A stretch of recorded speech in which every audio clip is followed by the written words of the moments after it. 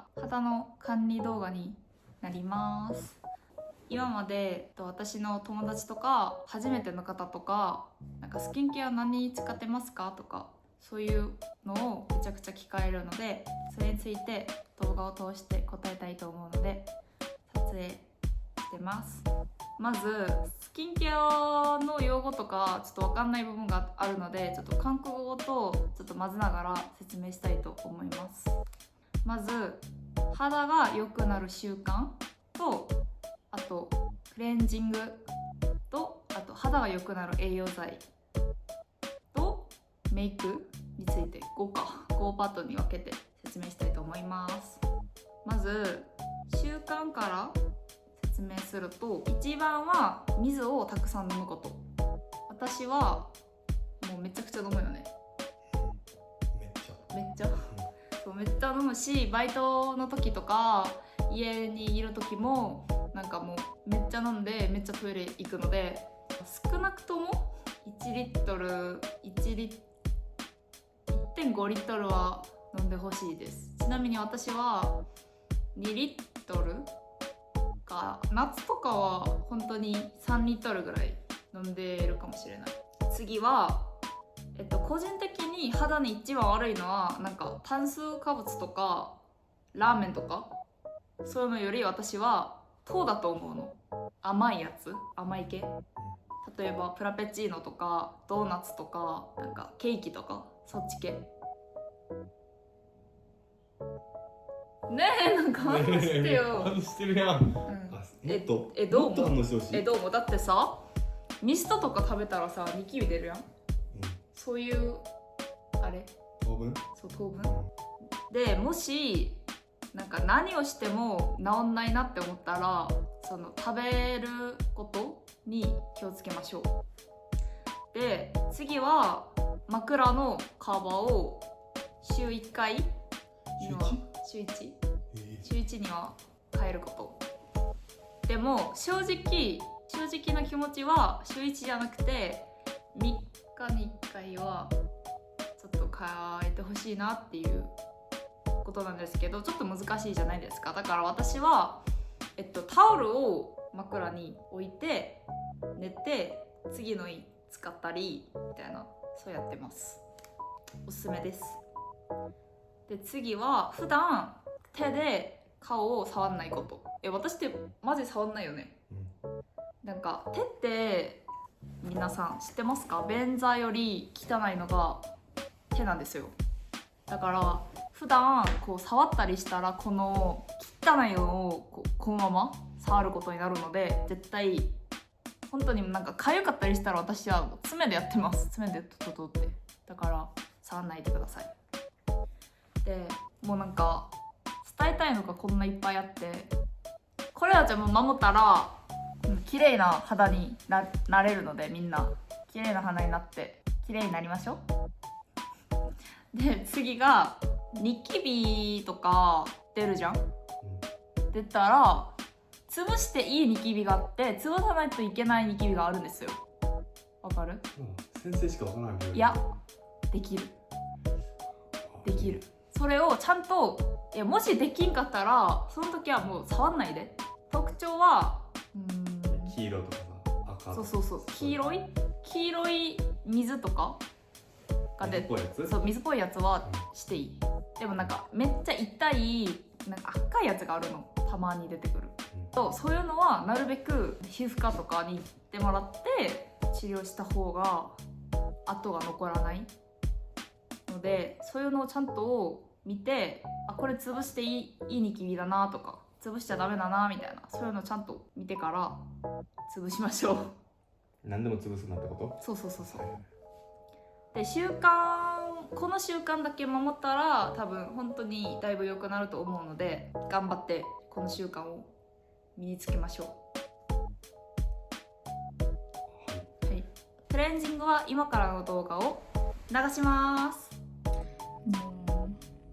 지금은 학교 끝나고 옷 갈아입고 왔고요. 바로 세수를 해오도록 하겠습니다. 저는 보통 일정 끝나면 바로 옷 갈아입고 세수부터 해주는 편이에요. 일단 가장 중요한 손부터 좀 씻어줄게요. 아직도 손 안 씻고 세수하시는 분 안 계시죠? 손 안 씻고 세수하면은 더러운 손으로 얼굴 계속 문디는 거랑 똑같은 거니까 꼭 손부터 깨끗하게 씻어주세요. 손 다 씻었으면은 저는 수건으로 손을 안 닦고요. 이런 키친페이퍼나 아니면 페이스타월 같은 걸로 그냥 손 닦아주고 있어요. 조금이라도 손에 먼지 묻는 게 싫어서.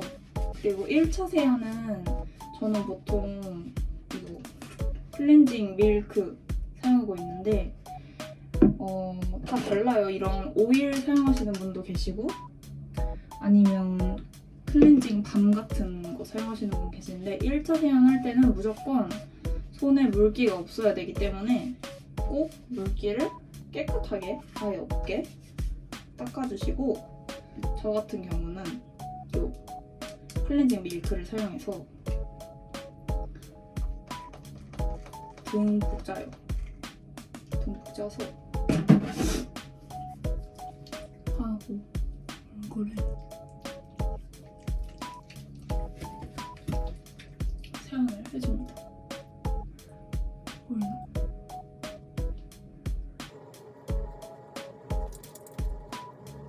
그다음에 물을 조금 묻혀서 유화를 시켜줍니다.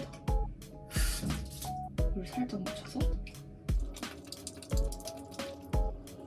유화할 때는 여기 피지 같은 게 많은 데 있죠? 이런 데를 꼼꼼하게 문질러주고 이거 너무 많이 한다고 막 다 나오는 게 아니니까 그냥 적당히 해주세요. 그리고 물로 깨끗하게 씻어내줄게요.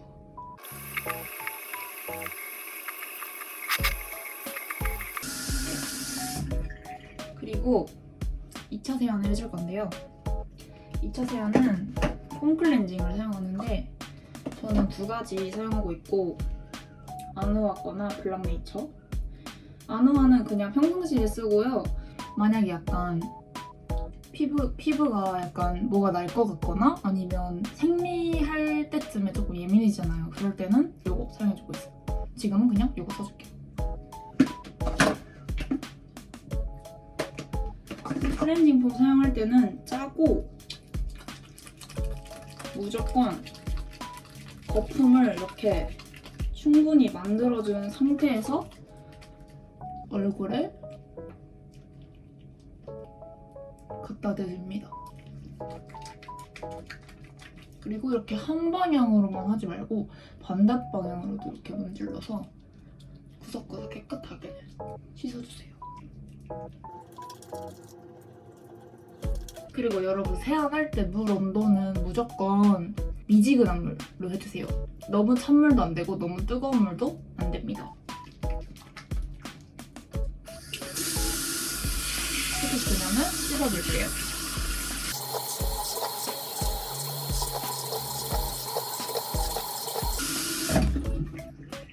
이렇게 충분히 물로 씻어내줬으면 저는 이 페이스타월 사용해서 물기만 가볍게 해주고 바로 토너 미스트로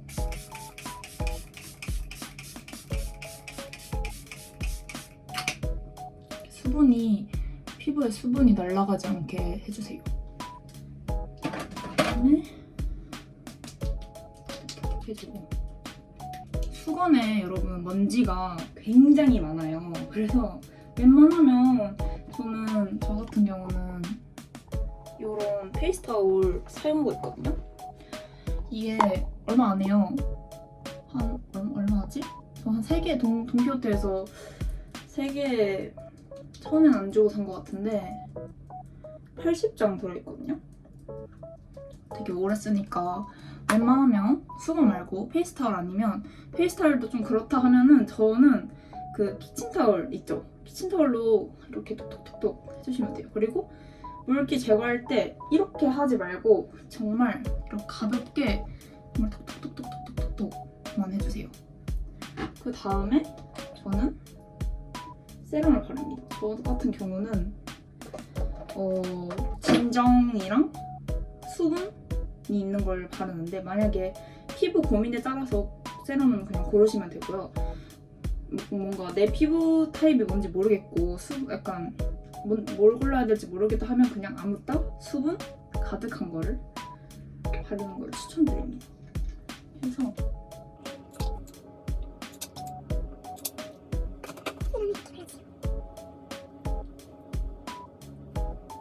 그리고 스킨케어 할 때 가장 중요한 거는 여러분 흡수를 잘 시켜주는 거예요. 아무리 좋은 화장품을 써도 피부에 흡수를 안 시켜주면은 말짱도루묵이야.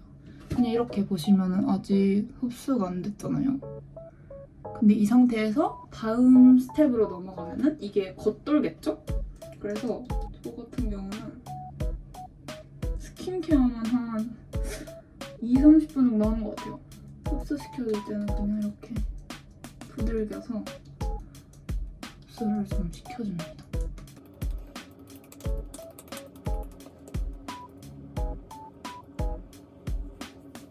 그리고 나머지는 이렇게 목에도 좀 발라주세요.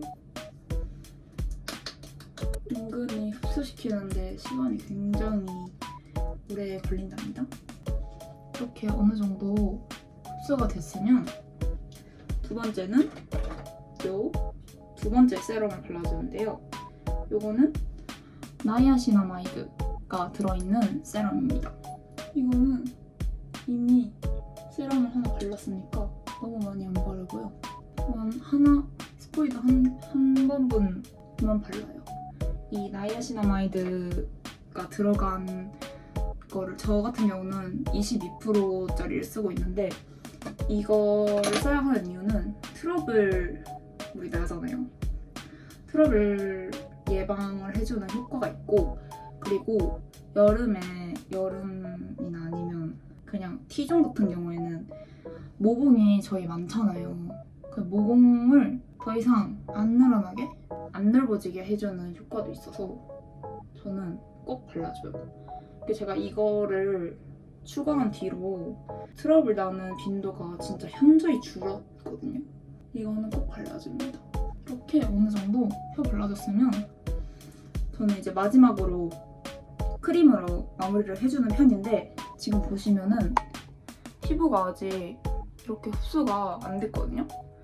저는 크림 바르기 전 한 10분 정도는 그냥 이대로 냅두고 할거 하다가 이제 뭔가 조금 발라볼까 하면 그때 바르는데 크림 바를 때 다시 한번 켜볼게요.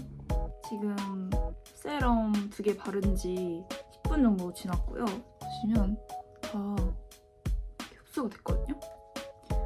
저는 이제 저녁에는 보통 이런 보습 크림을 바르고요. 아침에는 보습 크림은 너무 무거워가지고 아침에는 이런 그냥 가벼운 수분 크림으로 발라주고 있어요. 지금은 밤이니까 한 번 바를 때는 너무 많이 안 바르고 한 이 정도? 이 정도 짜서 볼에 얇게 발라주세요. 이런 무거운 보습 크림 종류는 너무 많이 바르면은 개기름이 좀 많이 껴서 또 뭐가 올라올 수도 있거든요. 그래서 그냥 얇게만 피부가 너무 건조하지 않게끔만 해주세요.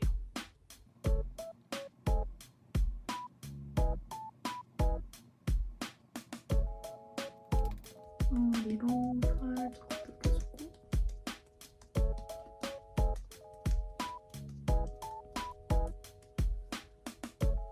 이렇게 하면은 스킨케어 끝입니다.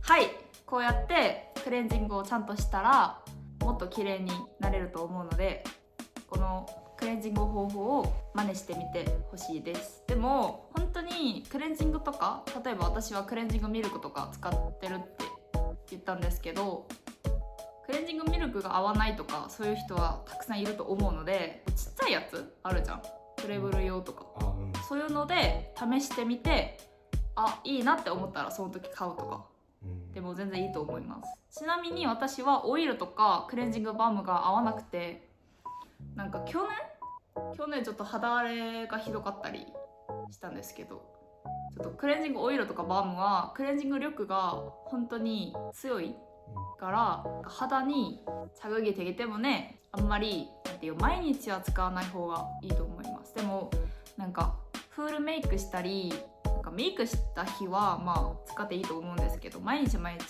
使うのはなんていう피부장벽이 무너지기 때문에 안 쓰는 걸 추천합니다.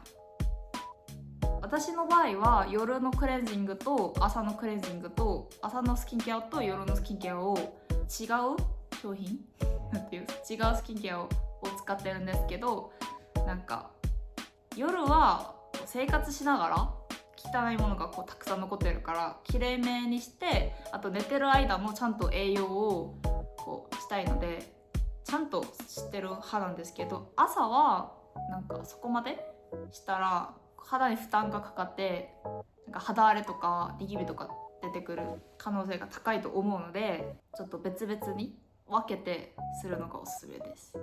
こうちゃんと夜のクレンジングと朝のクレンジングを分けてなんていう分けて洗顔しましょう。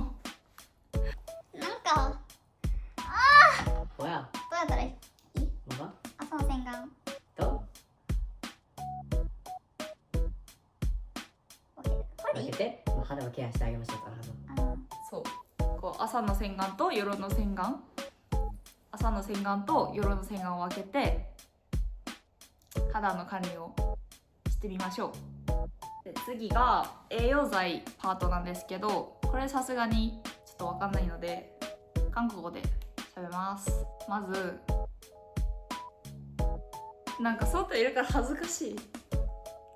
일단 제가 먹고 있는 영양제는 비타민 C랑 오메가 3랑 콜라겐, 유산균, 글루타치온 이렇게 5가지가 피부에 도움이 되는 영양제고요. 일단 비타민 C는 피부 노화 방지, 그리고 미백, 그리고 강력한 항산화 작용으로 피부 탄력 유지랑 뭐 주름 예방 이런 게 있고요. 오메가 3는 피부 장벽이랑 그리고 트러블 완화 그리고 피부 수분 유지해서 건조함이 감소가 되고, 콜라겐은 탄력과 주름 개선 해서 피부의 뼈대 역할을 하고요. 그리고 유산균은 유산기와 なんで肌に関連があると思います？腸が良くなったら。そうそうそう。肌も良くなる腸って肌にめっちゃ関連があって、例えばうんこがもしだからうんこっていうかうんちはうんち。うんちあんかまだうんちの方。わかった。うんちをあんま出なかったり、なんていう便秘になったらここにうんちがたまるじゃないですか。そしたらこれがもう肌につながってニキビが出やすくなったり出てきたりするんですよ。だから胃酸菌を飲んでうんちをちゃんと出たら肌が綺麗になります。そういう理由です。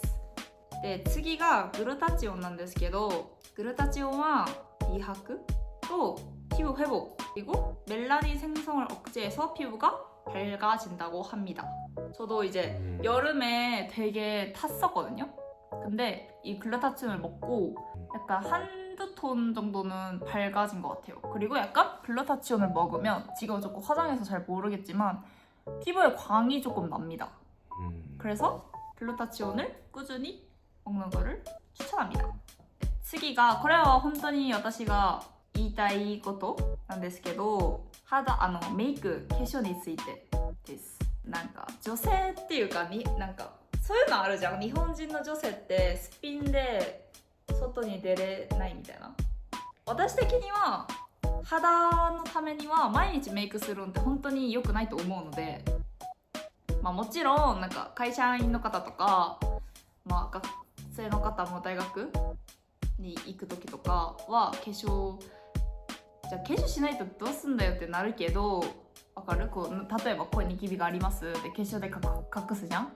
で私は隠すんじゃなくてなんかちゃんと管理して消して日焼け止めとかそれだけで別になんかわかるアイメイクとかリップとかそういうのは全然いいと思うんですけど、なんか毎日ファンデーションを塗ったらファンデーションって毛穴にめっちゃさ入るのわかる？だから空気が通んないからなんかニキビが出るのね。そこで毎日ファンデを塗るのはやめましょうっていう気持ちがあって意見がある。もし本当に隠したいのがあったらもうその部分だけコンシーラーを塗ったりするのはどうですか？シールはシール、ニキビの。シールで全然いいけど、シールなんかでもあんま使わなくね？韓国人はめっちゃ使うのね。でも日本の方あんま使うこといいけどね、見たことない。キャラのシール。そうだよね。まあ私の場合は、今日はちょっとメイクしてるんですけど、普段は普通に日焼け止めとかで、最近はファンデーションフリーの日焼け止めだから色がついてる日焼け止めとかめっちゃ出てるので、そういうので全然メイクできると思うので、そういうのを使うのがおすすめです。で次はなんかファンデーションを使うのに日焼け止めを使わない人いないですよね。それ本当に NG です。皆さんUV 와 피부노화랑 트러블의 원인이 됩니다. 그렇기 때문에 이제 우리가 매일 스킨케어 하듯이 선크림도 매일매일 발라주는 게 가장 중요하고요. 자외선이 피부에 가장 안 좋기 때문에 선크림을 매일매일 발라줍시다. 次はこれも私が言いたいことの中で一つで、皆さんマスクパック結構するんじゃないですか。みんな人気ですよね、マスクパック。マスクパックは個人的にたくさんつけたりとか毎日つけるのが良くないんですよ、肌に意外と。だから個人的には1日1泊する方もいると思うんですけど、ちょっと敏感の肌はちょっと一番おすすめしないかなっていう。頻度は3日に1回とかで、余裕あとお金的に余裕がありますって言ったらシートマスクよりはコラーゲンゲルタイプのマスクパックが肌に負担がないのでゲルマスクがおすすめです。砂みたいなやつは砂みたいなマスク。それも理由的にはそれってさ洗顔してそれ使ってまた洗顔するやん。だから肌にちょっと負担がかかると思うので、逆にちゃんと洗顔しない場合はそれがずっと肌に残ってて、その残ってる場合はまたニキビにつながると思うから、それは私は本当に使わないかな。でゲールマスクもスイミングパックだからもうそれつけて寝るとかは本当にスイミングパック。そうスイミング、泳ぐスイミング아니야睡眠してだからそれつけて寝るのは本当に NG です。なんか寝るとき肌はさっきも言ったけどファンデーションを毎日塗らないでほしい理由が毛穴にこう止めるやん毛穴を、で結局マスクパックで毛穴を止めたらそれも一緒だと思うの。これも空気をこれも生きてるから高級なんていう細胞がね、そう高級しないといけないから、ゲルマスクもなんか3時間とか書いてるけど私的には 1,2 時間で十分いい成分が吸収すると思うので、ゲルマスクとかも長くはつけないようにしましょう。でマスクパックをつける時も洗顔してすぐつけるんじゃなくて、なんかある程度スキンケアをしてからつけましょう。で次がこれもちょっと韓国で切り替えて뭔가 한국은 약간 유행하는 성분이 연도별로 있는데 제가 유행했을 때 쓴 거는 리들샷. そのシルボのやつ좀結構使ってたやつあるよ。そう리들샷을 이제 모공이랑 스킨케어 흡수에 좋다라는 말을 듣고 그거를 이제 스킨케어 전 단계에 매일매일 써줬어요. 한 2년 동안. 근데 뭔가 그 2년 동안 피부가 되게 잘 뒤집어지고 그리고 뭔가 엄청 붉어지고 원래 홍조가 있는데 그리고 이제 원래 민감성이기도 하고 그런데 뭔가 더 잘 뒤집어지는 거예요. 그래서 3월 달에 피부과를 가서 상담을 받았을 때 어떤 스킨케어를 쓰냐 해서 매일매일 리들샷을 쓰고 있다라고 하니까 리들샷을 써서 이렇게 됐다는 거예요. 제 피부가 엄청 빨개지고 이제 피부 장벽이 이제 다 무너진 거죠. 리들샷 때문에. 원래 클렌징 오일을 썼었는데 클렌징 밤으로 바꿨어요. 클렌징 밤이 되게 유행을 해서. 근데 클렌징 밤을 쓰고 뭔가 피지가 더 쌓이고 뭔가 딥 클렌징으로 더 피부가 예민해졌다. 그래서 지금은 클렌징 밀크랑 그냥 클렌징 폼만 쓰고 나니까 확실히 덜 뒤집어지고 여드름도 덜 나고 그리고 덜 빨개지고 그리고 이제 스킨 패드 같은 경우 패드가 엄청 많잖아요. 그런 것도 닥토를 해라 해서 닥토를 엄청 했어. 근데 그 결과 피부가 더 예민해졌고 트러블도 엄청 올라왔다. 왜냐? 닥토가 피부에 자극이 되니까. 또 지금은 뭔가 지금 유행은 이제 PDRN 들어보셨나요? PDRN이 되게 유행인데 물론 피부에 되게 좋은 성분일 수는 있으나 뭔가 무턱대고 사용하는 거는 조금 아닌 것 같다. 그냥 뭔가 현재 지금 사용하시고 있는 스킨케어가 내 피부에 뭐 나쁘지 않은 것 같다, 좀 좋은 것 같다 하면은 그거를 그냥 잘 흡수시키고 잘 사용하시는 게 지금 피부에 더 도움이 될 것 같다라는 의견입니다. 이건 번외인데これ例外で女性の方で顎の周りにだから顎だけなんかニキビできたりとかする方は多分それはホルモンの問題が大きいと思うのでそれは皮膚科とか美容クリニックよりは婦人科に行ってちょっとちゃんと検査に受けた方がいいと思います。で次はニキビに関してはニキビは最初になくした方がいいです。わかる？こうもうでかくなってからさちょっと遅いんよ。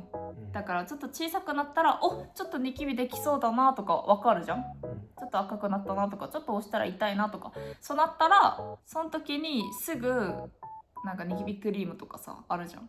そういうの塗ってちょっと落ち着いたりしたらもうすぐなくなるのでちょっと大きくならないうちにケアしてあげましょう。でこれも最後なんですけどなんか韓国人が肌が綺麗とかあるじゃん。それは、個人的にはちょっと偏見かなって思っててなんか私が見た感じは全然日本人でも綺麗な人は綺麗だし韓国人でもなんか肌ちょっと肌荒れ気になるなとかそういう方も全然いると思うのでなんかみんなこうスキンケアとかクレンジングとか習慣だけ直したら全然綺麗な肌になれると思うのでみんな頑張ってスキンケアしましょう。あとはでもそれは思うなんか韓国人の方が肌が厚いわかるなんか日本人の方が薄いと思う肌がだから皆さんコラーゲンを頑張って毎日飲みましょう。私の肌のタイプはアトピー、홍조、超敏感성、수부지입니다。わかんないので字幕でじゃーん。私も結構めっちゃ敏感でアトピーもあるし年に2回は絶対ニキビが100個こうバーって出てくる肌なのでもうサムネイルにも載せたんですけど本当になるんですよ。私もこんな肌敏感肌でアトピー肌の私もこんな習慣とかクレンジングとか心がけてやってるので皆さんも頑張って真似して綺麗な肌になりましょう。はい、そういうことで私が伝えたい内容は、ほとんど全部伝えたと思うんですけどもしなんか質問とかわかんないこととかなんか私はこういう肌なんですけどどうしたらいいですかとか自分の肌の悩みあればコメントしてくれれば答えますのでコメントよろしくお願いします。でもしなんかこの動画がなんか役に立ったなって思ったら、なんかこれはなんか日常的なケアで、なんかスペシャルケアとか急な肌荒れの対処法とかそういうのも伝えたいと思うので、もしよかったらそれも楽しみにしてください。先生もはい、先生です。まあ私韓国人の中で韓国にいる時も友達から聞かれたからね、なんか一番肌が綺麗な友達みたいな。聞かれてないよ。なんて言われた？言われた？言われました。聞かれたこともある。肌には自信あるので皆さんも自信をつけていきましょう。私は今河口湖に来てますか？河口湖の Vlog も載せる予定なので、それもぜひ見てください。そしたら今日も長い動画見てくださってありがとうございます。私たちはまた次の動画でお会いしましょう。アンニョン。